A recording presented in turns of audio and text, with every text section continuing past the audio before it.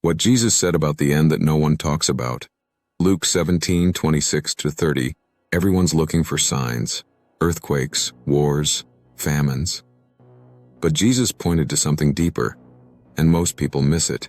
He said, "As it was in the days of Noah and the days of Lot, so it will be in the day the Son of Man is revealed."